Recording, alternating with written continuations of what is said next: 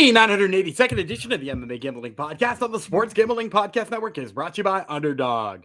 Underdog is hooking up new customers. Play just $5 and get $75 in bonus funds when you sign up with promo code MMA SGPN.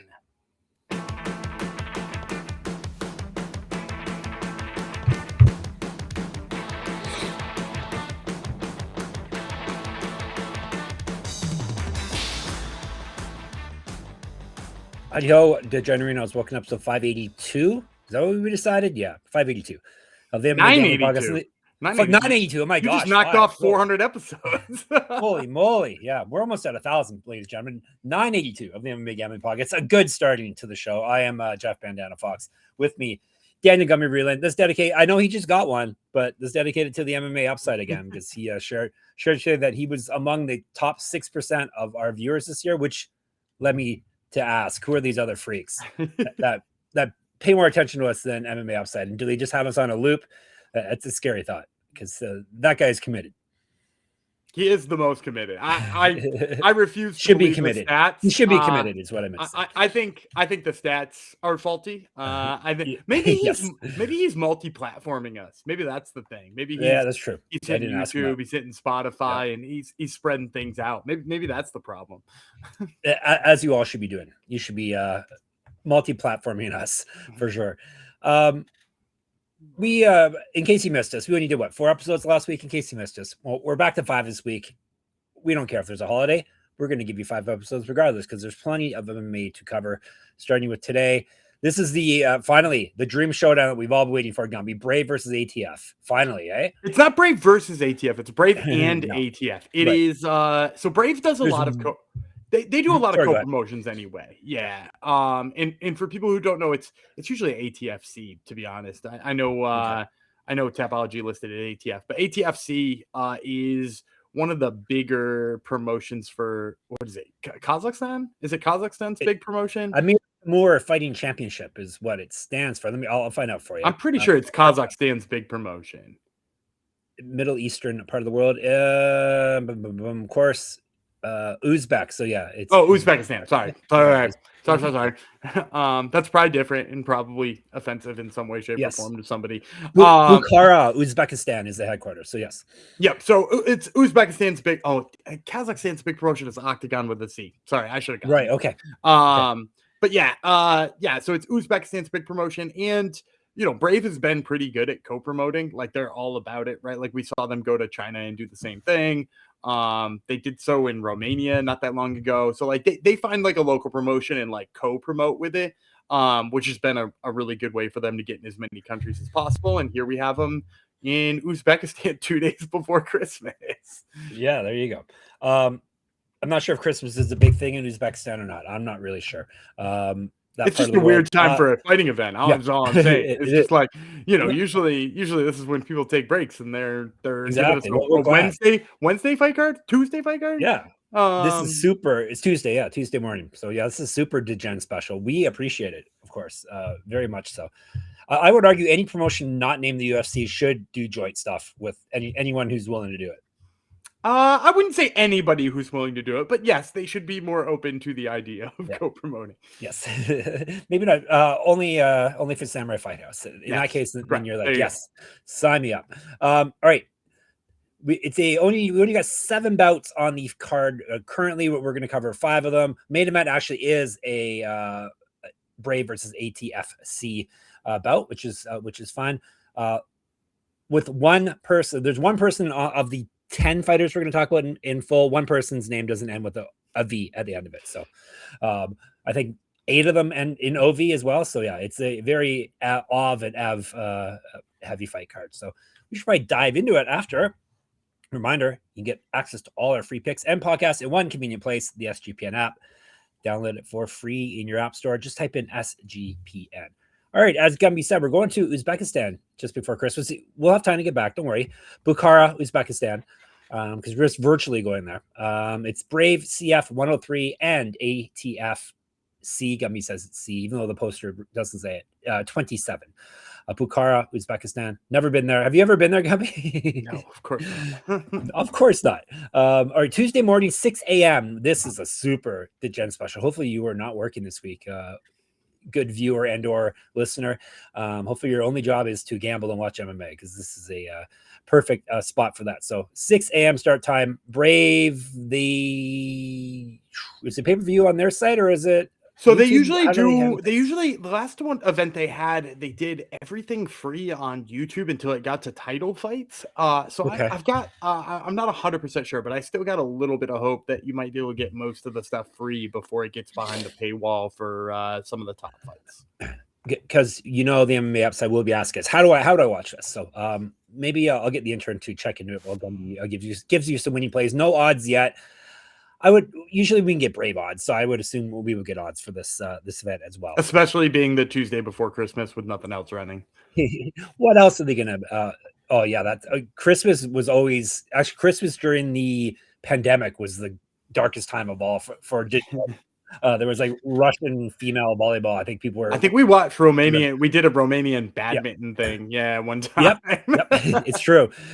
Dark times, fun times though. But yes, dark times. All right, let's dive into the card, the OVs and the AVs and all that stuff. We're starting with 2 OVs going at it. Sanjarbek Erkinov. He is from Uzbekistan, so hometown crowd will be in his favor. He's fighting Zagid. Gaidarov, he is from Bahrain. They're fighting at welterweight 170, 3 5-minute rounds. Gaidarov is 6-2, 4 knockouts, 2 submissions, so he's finished everyone. He's never been finished himself, though. 2-1 in Brave. He's won 6 of 7. He did lose his last bout. That was back in December of last year, so he's been out of action for a year now. He used to fight at 185. Erkinov is 10-6 with 1 no contest, 7 knockouts, 3 submissions. He's been knocked out 1, submitted 5 times. Not durable. 4-0 with 1 no contest in ATFC. So yeah, this is another. Actually, he's also a Brave fighter. 1-2 in Brave. So kind of promotion versus promotion here. He's won 2 straight and 4 or 5. Past 2 wins, both via TKO. He's not lost since September 2022. Used to fight at 155 and 185, 5 inches taller than Gaidarov. How hard is it to find ATFC fighter film? No, it was easy to find things on all these guys. The only thing you have to do is just be a little bit more creative with your search, because sometimes stuff comes up and it is not using the alphabet you're used to seeing, so you have to work with some translations. But once you learn how to get around that, it's pretty easy. For me, I have a feeling our listeners and viewers are very creative with their searches, don't you think? Yes, correct. Yes. I mean, they came here, and we used to get some weird search terms. Here. Yeah, remember the weird search terms we used to get in the early days. How to make cocaine, I think, was one of them. One of the top search things that brought you to one of our old. For those of you who don't know, one of our old reels was how to make cocaine, and it wound up with I have no idea why. One of our KSW picks, which is absolutely not the right audience at all. Back to the fighting. I'm going to take Zagid Gaidarov. I think probably pushing 300 in terms of being a favorite. Bahrainian fighters typically have a big backing, and they're usually being paid pretty good money to come to good training facilities there. And then when you get the film on these two too, because I had to do some pretty extensive film on just about every single fighter on this card because I was not familiar with them. Gaidarov's pretty good. His recent loss, you mentioned he's coming off a loss. That was to Eliezer Kubanza, who's now signed to PFL Africa. He was on Contender Series. I was pretty high on him. He had kind of a rough showing on Contender Series, but he's a really good prospect nevertheless. And when you watch Gaidarov, he was kind of afraid to strike with Kubanza, which makes a lot of sense. And as a result, wasn't letting go. But when you can see him in some of his other fights, he really lets go. He's got a really, really, really hard 2 that comes behind a soft jab. So he almost throws the jab out as a feeler, and he comes with a big 2 behind it. Kind of similar to the way that some of the early alpha male wrestlers used to.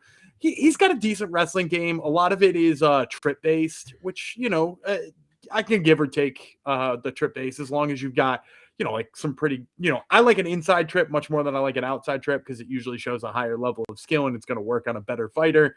But he'll go with either of those. And then when I watch Erkinov, the big issue with this guy here is just that there's he has no idea how far he is away from the guy he's fighting. He couldn't have less of an idea. And you see it in the striking. You see him put together a combination, and the combination in and of itself does not look bad, except for it's 5 feet away from the guy he's fighting. And then you're okay, well, that's not going to ever land. So nice combination, but you're way short. And then, later on, you can see the same thing happen in terms of his double leg. He shot a double leg and the guy like matadored him, but like didn't even really have to move all that much to like avoid the takedown. He's shooting from so far away. And so like his combinations look good. I've seen him get inside and get some clinch work, and it seems like he's kind of got some basic wrestling stuff from there. He doesn't seem like a bad fighter, other than that range winds up being a huge problem for him. And like against a guy like Gaidarov, who can kind of like heat seeker missile that too behind the jab, and looks pretty damn good if you do bump into him in the clinch. I think that's a nightmare for a guy who has issues with range. So give me Gaidarov here. My guess, pretty sizable favorite. All right. The intern looked it up. Looks like you can watch all the live events on Brave TV. So watch.bravecftv.com. $5 a month, $4.99 a month. So not bad. Pretty good deal, actually, or 40 for a year. So even better. So there you go. All right, the gens, we win you that much money, so you can invest a bit if need be, right? We got some more, not two offs. This is one of the EVs. One of the aforementioned EVs are in the next fight. Once I actually get it on my screen, here we are. We're going down 155 now. Khamzat Maaev, confusing. His nickname is Boris. His name is almost exactly the same, except this one's from Turkey. This fighter's from Turkey. It's hard to search. You have to get creative with his search stuff to find info on him, let me tell you. Mirbek, Zhenishbekov. He is not from Turkey. He is from Kyrgyzstan. They're fighting, as I said, at 155 and 3 5-minute rounds. We'll tell you about Zhenishbekov. He's 4-1, 3 knockouts, 1 submission. He's been submitted once. That means he owes his rounds. This is his debut in either promotion, actually. TKO win in his last bout. That was back in November 2024. Used to fight at welterweight, 170. Maaev, Maaev. Boris is the nickname. Great. Picked the same nickname as well. 5-1, 3 knockouts, 2 submissions. He's been knocked out once. He owes his rounds as well. Yanni says this one's going the distance. 2-1 in Brave. Submission win in his last bout. That was back in August of 2024. So both these guys have a bit of a ring rust knockoff here. He's not lost since December 2023. He's fought at 165 and 170. He's 3 inches taller than Zhenishbekov. So Maaev is, you mentioned the Boris nickname. He is really trying to lean into being the second Khamzat as his like thing. In fact, Brave even like posted a video about him being Khamzat 2.0 fights this weekend, and then he promptly got absolutely ragdolled by this Georgian fighter. Oh, okay. Like this Georgian fighter just like was like, that's cute, your wrestling sucks. And I can't remember the Russian or the Georgian dude's name. I feel really bad for forgetting it, but I do remember it was like a Georgian guy, and I was like, okay. And like even the fights before that, Maaev is like, he's not like Khamzat. I don't know why he's trying to lean into it. I mean, I guess he kind of looks a little bit like him. He shaves his head and leaves the beard the same way, and I mean, his name is Khamzat, I guess. So like, yeah, I know he's trying to lean into it probably because it draws eyes to him, but like his top wrestling is not particularly strong in my opinion. In fact, he like winds up with a lot of his submissions being from the bottom. I'm like not overwhelmed by his striking too. He throws this like weird combination where his hands, it doesn't look like his body's underneath them too much, and he does this switch stance thing, but he almost always ends with his feet even with one another, which is like a huge problem when you're like defending striking, or if somebody shoots a takedown your way. Like the last thing you want in MMA, well, I guess second to last, you don't want your feet crossed, but you certainly don't want them even either. Like that's a really bad news for wrestling. So he's got like all of these issues. With that being said, I think the name value and the fact that he's had all those highlight videos, he's coming off a submission win, like, I think he's going to be a massive favorite. I think like, -400, -500 kind of deal. And I say, it's not that he is fighting a world beater here, because I'm not sold on Zhenishbekov either, but like at that price, you would have to take a swing at an underdog. So that's exactly what I'm going to do here too. I'm going to take Zhenishbekov. And really the big reason is like, I think if he just decides to stay on the feet, I think he pieces him up. We've seen Maaev like tire in the second round pretty quickly, particularly in that fight with the Georgian, but like in any of his fights, he looks like a little worse for the wear pretty quickly.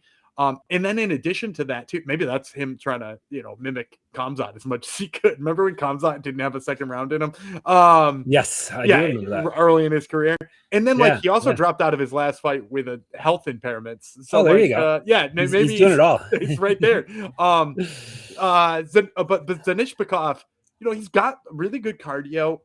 At first his wrestling was just like kind of all right, and I was like, oh, maybe he can hang with Maaev. But then in his last fight, he really came through with some like much cleaner striking. He got a lot bouncier on his feet, but not that like kind of bouncy that I complain about. That's like not for any good use.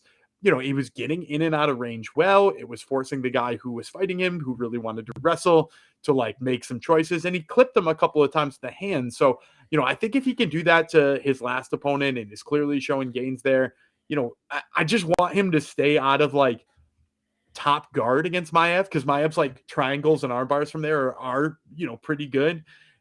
So like as long as he chooses to keep it on the feet, Zhenishbekov, especially if you can get 3-1, 4-1 money, definitely a play here for me.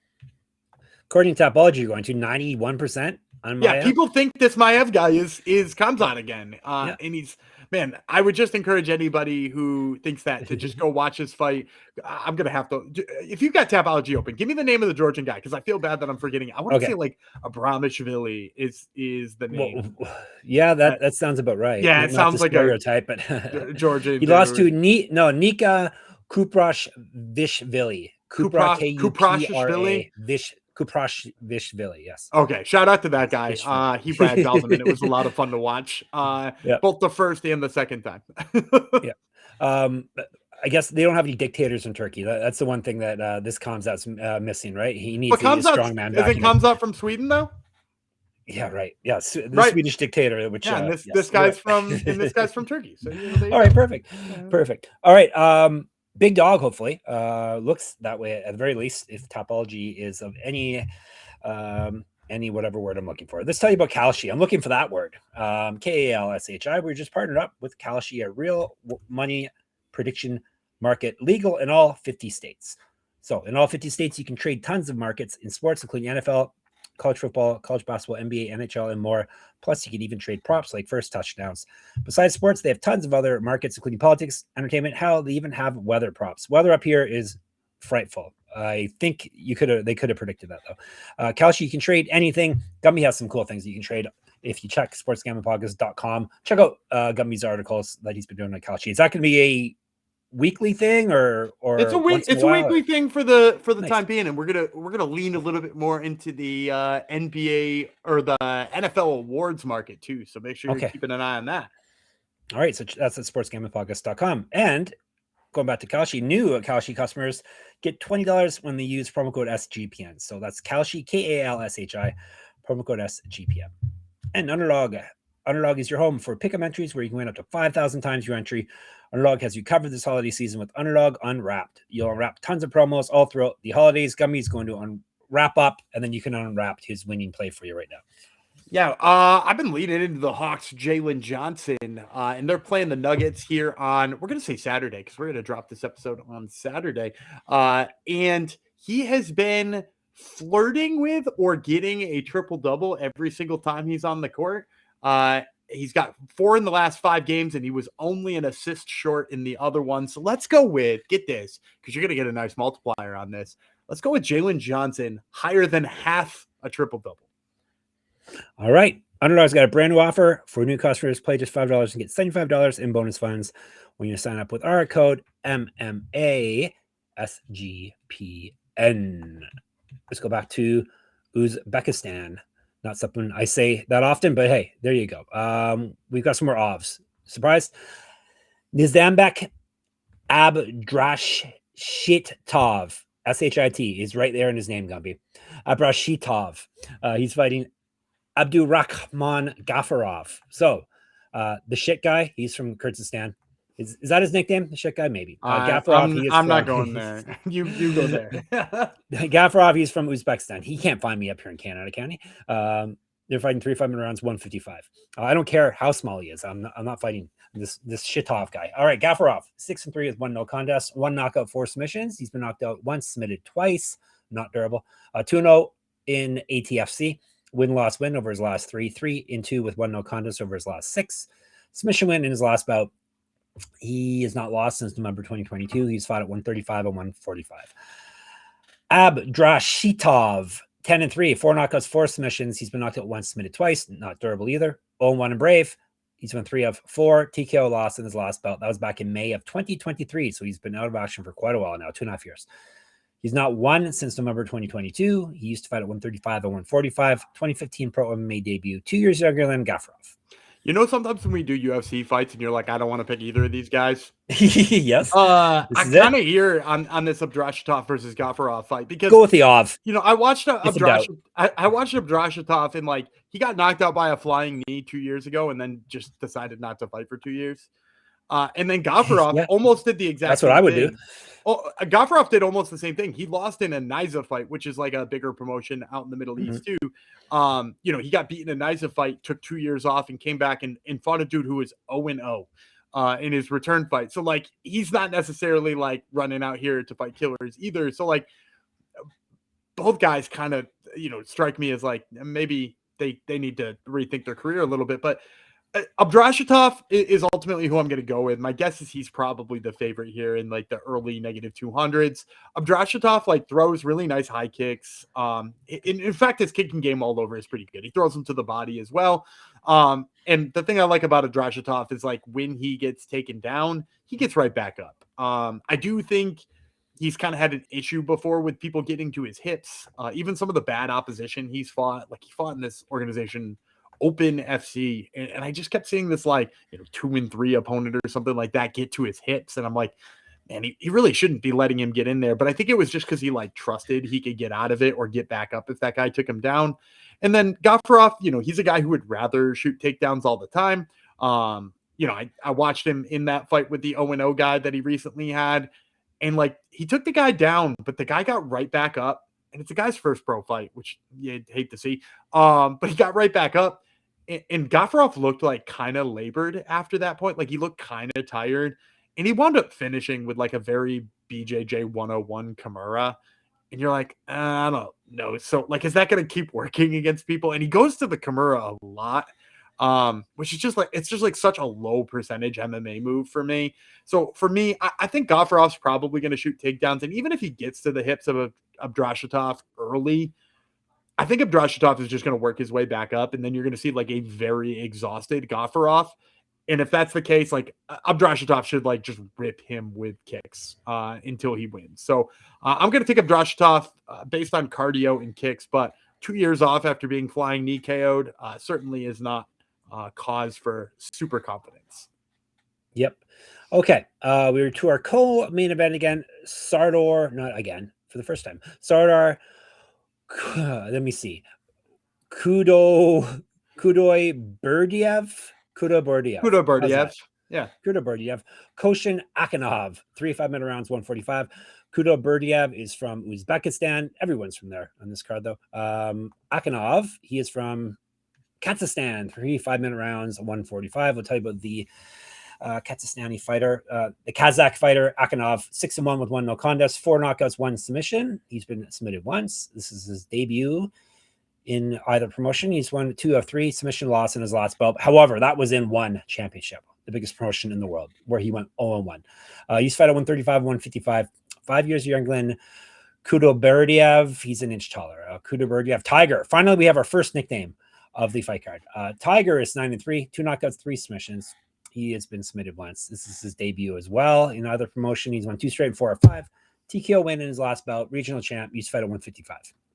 So I think Khudoyberdiev is probably going to be the favorite here. I would say in the high ones, though. I don't think this will crack 2 because Akanov did fight for 1 FC. And it's actually that 1 FC fight that really gives me faith in Khudoyberdiev here. Because if you watch that fight with Akanov, like a lot of his early fights, he's really good in the wrestling game. You know, kind of a theme we see here in this fight card. But like a lot of inside trips, has a decent double leg. In that one fight, though, he got like his opponent sprawled a little bit and they scrambled, and it like really messed him up. Like he looked like he was so used to just scoring every single takedown that when somebody countered him with it and somebody made him work defensively, he looked completely out of his element. He looked like he didn't know what to do. And Khudoyberdiev like has that in him. Like if you watch his last fight, he gets taken down early in the fight. He pops back up pretty quickly. And then the second time his opponent goes to shoot on him, he sprawls, back takes, and chokes him out. His jiu-jitsu is really sharp. He's got nice scrambling himself. His jiu-jitsu is pretty high level, which I think is a big thing here against Akanov. Like if you're going to beat this guy, that's how you're going to do it. And then the other thing I like is that Khudoyberdiev like really rips the front leg, and Akanov is like real heavy on the front foot. So like as long as this stays on the feet, I think you're going to see Akanov taking a lot of damage to that lead leg. And then after he takes damage to that lead leg, that's only going to make those takedowns a little bit harder and much easier for Khudoyberdiev to get to the back or to scramble or to get a front headlock submission here against Akanov. So Khudoyberdiev is going to be the pick, and my guess is slight favorite. All right, slight favorite. I thought you said higher, so that's good. Slight favorite. We shall. I said high ones. Okay, high ones. Right. Okay, that's what I thought. All right, we are going to get to the main event after I tell you about Novig. It's Novig. We're brought to you by Novig. Novig is America's #1 sports prediction market. Novig, you're getting the best prices because they have reduced juice on bets. Download the Novig app and get $50 when you spend $5 if you use our promo code SGPN. Get in on the action with Novig promo code SGPN. And Rhythm, RITHMM. Rhythm has crushed NFL this season, especially on props. They've been really good at identifying when to fade players and take those unders. College basketball is up and running, and with 300 plus schools, Rhythm has predictions for every game, every night. It pairs nicely with the daily The College Experience shows with Mac, Colby, and Noah. That way, every game, you'll be prepared. It's super easy to sign up, run predictions off the house model, or make your own and play with the sliders. With so many sports and the holidays, this makes it easy to get an elite prediction on the game. That way you can focus on other things like gambling on other sports. Gumby, do you have an elite prediction or even a mediocre prediction? Yeah, let's go back to that Hawks Nuggets game. I'll take the Hawks. Since Trae Young's been down for most of the season, they've surprisingly looked pretty good. I think they're going to surprise the Nuggets here. So give me them. I don't even need the points. Give me them on the money line. All right. Use promo code SGPN25 when you download the Rhythm app for 25% off your first month. So download Rhythm, RITHMM, promo code SGPN25. And we're to our main event, and that would be 155. That would be lightweight. Rizwan Ali is from Pakistan. He is the lone of or EV that we're covering on this card. Nozim Kalandarov, he is from Uzbekistan. They are fighting, as I said, at lightweight, 3 5-minute rounds because no titles are on the line. Tell you about the hometown fighter first. Kalandarov, Bukhara Warrior is 7-2, 2 knockouts, 3 submissions. He's been knocked out once. 3-1 in ATFC and the current champion there. He's won 2 straight and 7 of 8. Used to fight at 145. Ali Paquito Warrior, 11-0, 5 knockouts, 4 submissions. He's 2-0 in Brave, TKO win in his last bout. He's fought at 135, 145, 165, 1-0 in Pro Karate, 2 inches taller than Kalandarov, excuse me. So this is an interesting one for me because usually, like, we're talking about an ATFC champ, which is like one of the promotions that's running. Guy's name ends in OV, but on the other side, you got a guy who's got an undefeated record, maybe doesn't have the OV, but has also fought for Brave a couple of times, who's the other promotion highlighting it. I have to say that I think Ali is supposed to be the favorite here. Like, I think they're trying to make him the A side. Mm-hmm. So, like, you would want to guess that he's going to be a favorite. I looked at the Tapology on ones on this one because I was like, Ali's probably a favorite, but it's probably very close. And then the poll numbers was nuts, right? It was like 90% Ali. 90%, yeah. Yeah, that's crazy because I'm going to go with Kalandarov. And originally I wrote down plus 180. If those odds are, if those Tapology things have anything to say about it, like maybe you get him at, 2.5, 3 to 1 money. And I think it's a steal because look, Ali has got dynamite in his hands. That's the reason people are in on this guy. If you watch a lot of his fights, you probably get the highlight reels. You see the knockouts. He's very, very, very powerful. But I've got 2 issues with his power. Number one, it does take him a little while to find the range. Sometimes it can take him almost a whole round to like really decide where his opponent is. And to my knowledge, this is not a title fight. So we're already working at only 3 rounds and he's probably laying the first one up. My second problem is his takedown defense is awful. It's like really bad. Like if you watch his fight in Brave, he fought this dude who was 7-7. And I watched the replay. He actually beat the guy twice, to be fair. He wound up beating him 2 times in a row. And he was getting dominated in the one I was watching. He got taken down in the first, beat up on the ground, taken down in the second, and eventually he lets his hands go and just like knocks this dude out once he's found the range. What's going to happen though when one of those guys get on top of him like Kalandarov and he can finish him? Because Kalandarov, great takedown game. Super, super, super heavy hips. He's quick to your hips. And in addition to that too, one of the first notes I wrote down when I was watching Kalandarov take is expert range. Like, this guy gets range early and he understands it really well, both from a grappling sense and a striking sense. He knows where his opponent is and how close he needs to be and where he needs to get to, which is the opposite of Ali early. So, like, first of all, maybe he tags him early. You know, he's not as powerful as Ali, I'll give you that. Maybe he tags him early, but even if he doesn't, he probably sets up the takedowns, which Ali has historically had trouble with. So give me Kalandarov here. I think he is going to surprise at least the tapologists.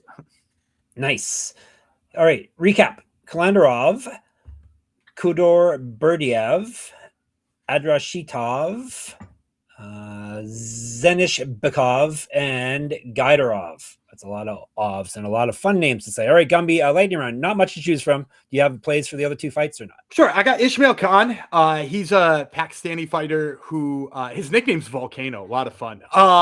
So he's 11-1, and while I, sort of ragged on Ali, the other Pakistani fighter who we talked about here, Khan, very good wrestler. Sort of like shockingly good, because I don't know too much about wrestling in Pakistan, but he really surprised me with it, and his hands are fast, similarly to the way Ali. I actually think he's a much better prospect, despite being buried on the prelims here at 11-1. The other one I'm going to take is Zukridin Gafurov. He is 5-3 in his career and is on a 3-fight losing streak, which might be reason a lot of people choose to fade him here, and maybe we get good odds on him. But all three of those losses are stepping up in competition and fighting over an ACA, which is a big Russian promotion.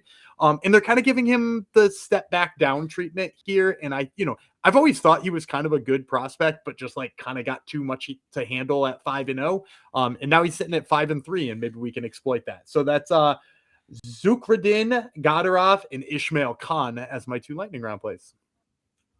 Are we going to see any of these fighters in the UFC someday, do you think? With Brave, usually a guy or two comes over, but none of these guys are in their title picture yet. So it usually takes a little bit before we can tell. So I would have to see not just them win on a co-promoted card in Uzbekistan, but then get invited to one of the big cards in Bahrain or Jordan before I thought we were going to see that. All right. You're set for, we told you how to watch it. We told you what to watch for. You're all set now. You can get more of us in the Discord, sportsgamblingpodcast.com/Discord, on the old YouTube, MMA Gambling Podcast, Twitter, X, we're at SGPN MMA. He's at Gummy Vreeland. I'm at Jeff Fox Writer, at Jeff Fox Writer on Instagram. My Substack, moneymma.substack.com.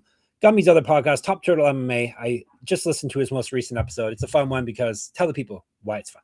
Well, we had Will Fleury and that was last week, right? Actually, yeah, Guram Gokachvili, who should be fighting around this time. But next week, or this week coming up, because we're giving you this on Saturday. That's right. It's Saturday, right? Yeah, next week you're going to see an episode with Giannis Magard, who is fighting at Octagon, as well as, I'm pretty sure we're still solidifying the details, but you might see the striking Viking Caitlin Young talking about becoming a coach. All right. So check it out, Top Turtle. And of course, sportsgamblingpodcast.com, sportsgamblingpodcast.com/store, sportsgamblingpodcast.com/Patreon. We'll be back tomorrow, probably. Yeah, we got some Octagon to cover. A couple episodes of Octagon for you Octagon heads out there. Until then, Jeff Foxoff says bye-bye, as does Daniel Gumby Vreeland. And we'll talk to you tomorrow. Bye-bye.